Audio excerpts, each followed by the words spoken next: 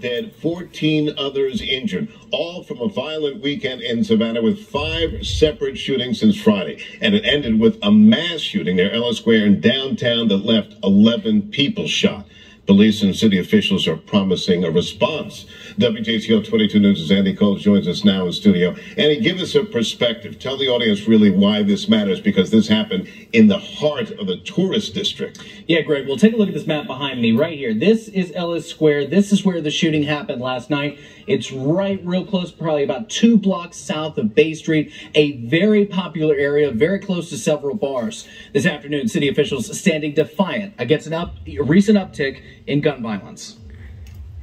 A mass shooting in the heart of Savannah, the first in 3 years. Police Chief Lenny Gunther. From what we gather right now, this incident stemmed from a dispute between 2 females in an establishment in the area. It spilled over into Ellis Square. That dispute became bigger. Individuals, unfortunately, had guns in the area. One shot rang out. That triggered other individuals to shoot. And we had multiple individuals discharge their weapons and shoot. Police say once one group pulled the trigger, more shooters fired off rounds. In total, 11 people injured. Somehow, all of them have non-life-threatening wounds. In the event where you have people arguing and fighting, if you don't have a gun, you just have a fight. And in a fight, everybody goes home.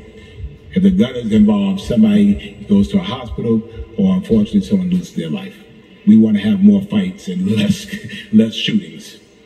Officers have yet to arrest any suspects, but say they have lots of video and other crime-fighting technology on their side. Chief Gunther saying his officers won't rest until suspects are behind bars. One victim is one victim too many. If it's 1, if it's 5, if it's 10, right? I know the classification that's put on Ellis Square, and I get it. But 1 is too many. When you allow guns to be everywhere, you can't be surprised when they show up everywhere.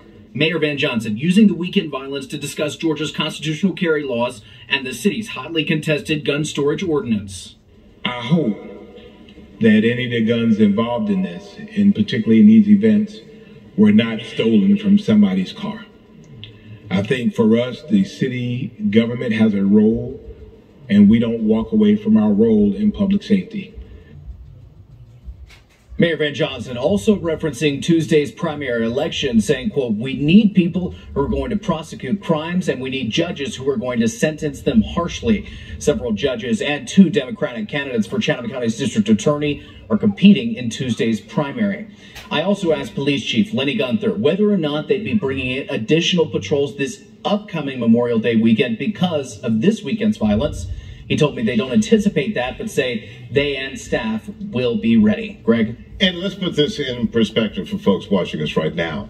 Last year, this time, Savannah police reported 1 homicide. 1 too many, but 1 homicide. So far this year, there have been 12. Yeah. The news conference, did you get a sense of urgency from city leaders? Well, I think the news conference itself spoke for itself. As someone that works weekends and has for several months, years really, this has never happened before where Savannah city officials, that many, are making themselves available to the media to answer these questions about these incidents. So I certainly think they do have a sense of urgency to it. One thing that Mayor Van Johnson said was that they've already made arrests in 2 of the cases on Friday.